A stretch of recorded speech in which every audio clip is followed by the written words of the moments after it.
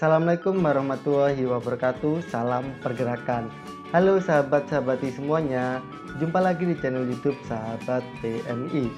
Pada video kali ini guys, kita akan melanjutkan membahas terkait rangkuman materi tes wawasan kebangsaan atau TWK. Khususnya di video ini adalah part 4-nya ya, yaitu terkait sejarah Indonesia. Jadi yang belum nonton part 3, 2, dan 1-nya tonton dulu agar enak di pembahasan kali ini. Oke, langsung saja saksikan yang satu ini, cekidot.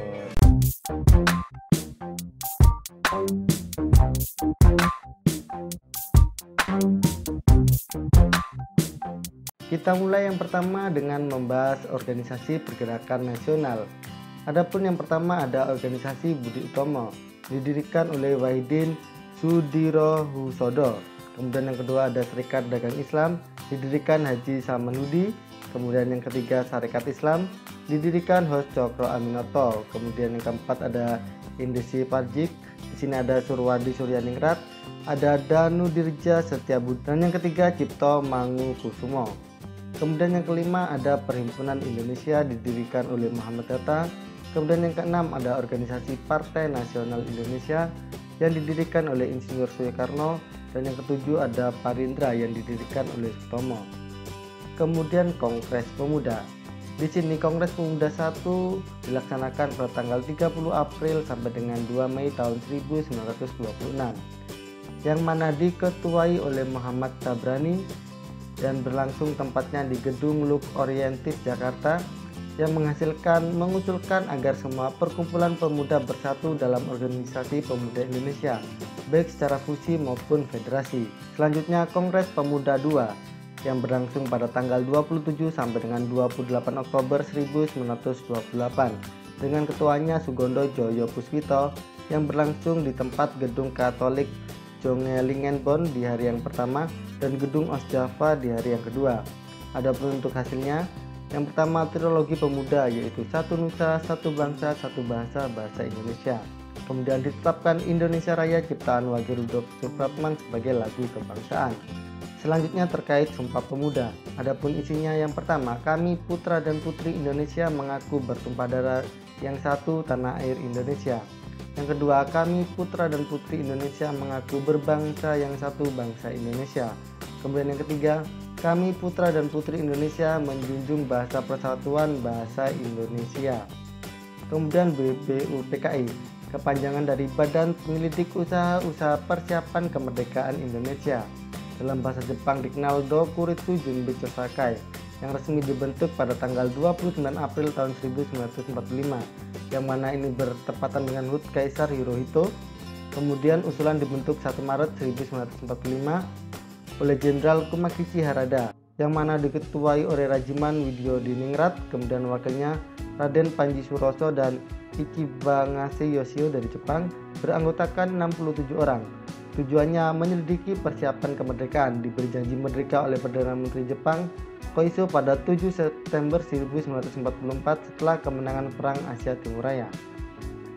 Kemudian BPUPKI melaksanakan sidang yang pertama pada tanggal 29 Mei sampai dengan 1 Juni tahun 1945, tempat Gedung Chuo Sangi-in.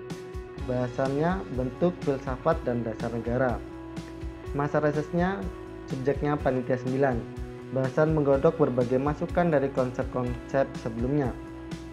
Tanggal 22 Juni tahun 1945 lahir Piagam Jakarta.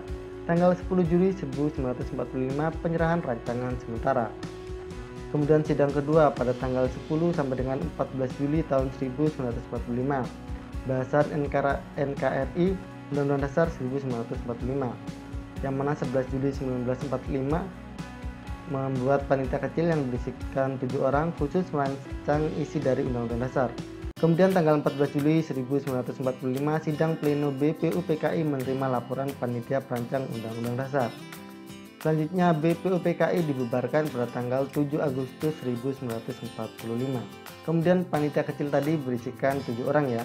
Yang pertama Profesor Mr. Dr. Supomo, Ketua Panitia Kecil, kemudian Mr. KRMT Wongsonegoro, anggota, Raden Ahmad Subarjo Joyo Adi Surjo, Mr. Alexander Andris Maramis, Raden Panji Singgi, Haji Agus Salim, Dr. Sukiman Tejo Sanjoyo. Ini semua anggotanya ya. Ketuanya tadi Profesor Mr. Dr. Sutomo.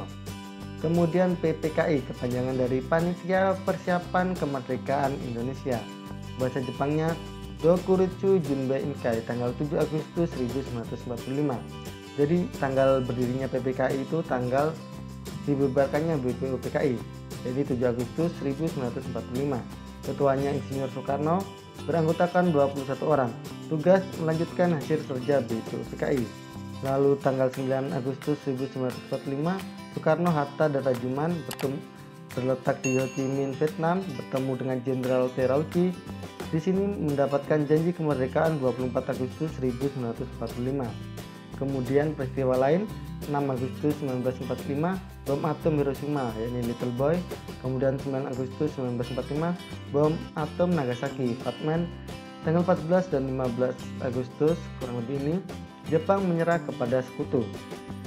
Maka di sini terjadi peristiwa Rengas Dengklok ya pada tanggal 16 Agustus yang bertepat jam 3 dini hari waktu Indonesia Barat. Kejadian penculikan oleh golongan muda. Tujuan untuk mempercepat kemerdekaan agar tak terpengaruh Jepang. Kemudian sidang PPKI.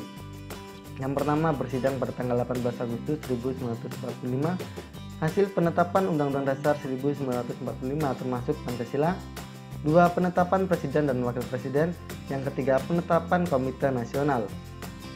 Kemudian sidang kedua tanggal 19 Agustus 1945.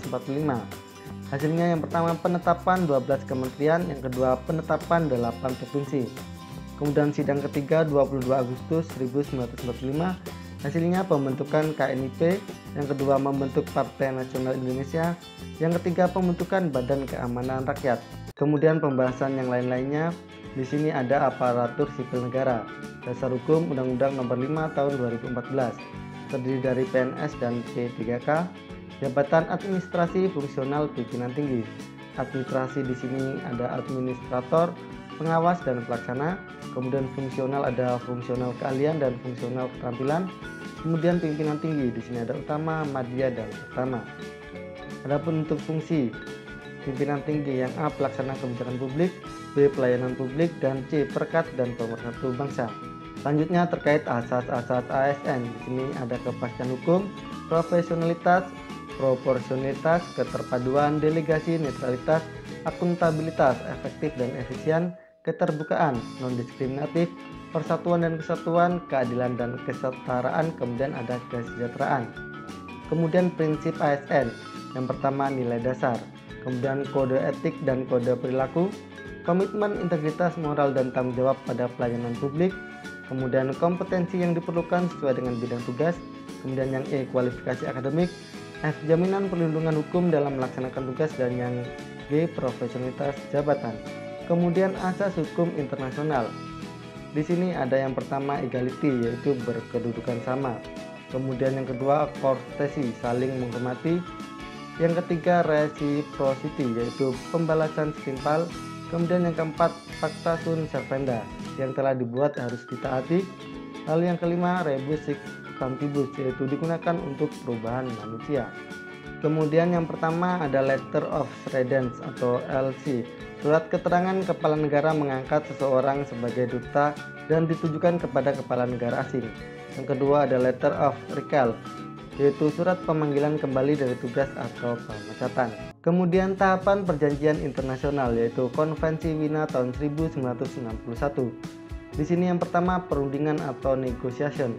Perundingan dilakukan oleh wakil-wakil negara yang diutus oleh negara-negara peserta berdasarkan mandat tertentu, atau juga dapat diwakili oleh pejabat dengan membawa surat kuasa penuh atau full power. Kemudian yang kedua, penandatanganan atau signature. Penandatanganan perjanjian internasional yang telah disepakati oleh kedua negara biasanya ditandatangani oleh kepala negara, kepala pemerintahan, atau menteri luar negeri. Kemudian yang ketiga ada pengesahan atau ratification. Ratifikasi dilakukan oleh DPR dan pemerintah. Pemerintah perlu mengajak DPR untuk mengesahkan perjanjian karena DPR merupakan perwakilan rakyat dan berhak untuk mengetahui isi dan kepentingan yang diemban dalam perjanjian tersebut. Kemudian undang-undang penting. Di sini ada Undang-Undang Nomor 22/1999 tentang otonomi daerah. Kemudian Undang-Undang Nomor 20/2003 tentang Sistem Pendidikan Nasional. Undang-Undang Nomor 24 Garing 2003 tentang Mahkamah Konstitusi, Undang-Undang Nomor 23 Garing 1999 Junto Undang-Undang Nomor 3 Garing 2004 tentang Bank Indonesia, kemudian Undang-Undang Nomor 12 Garing 2006 tentang Warga Negara. Selanjutnya terkait Undang-Undang Hak Asasi Manusia.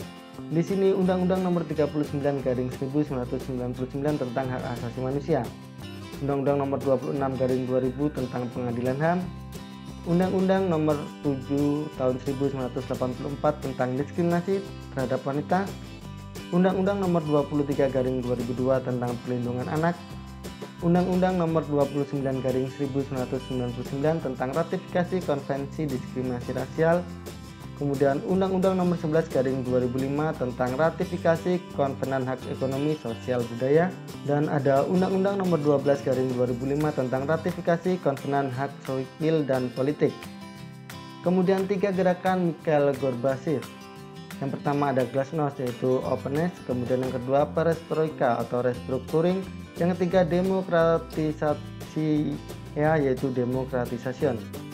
Kemudian 4 ajaran Mahatma Gandhi, yang pertama ahimsa tanpa kekerasan, kedua hartal mogok kerja, ketiga satyagraha atau non kooperatif, yang keempat swadesi yaitu produksi dalam negeri. Kemudian San Min Cui 3 prinsip rakyat berdasarkan Sun Yat-sen.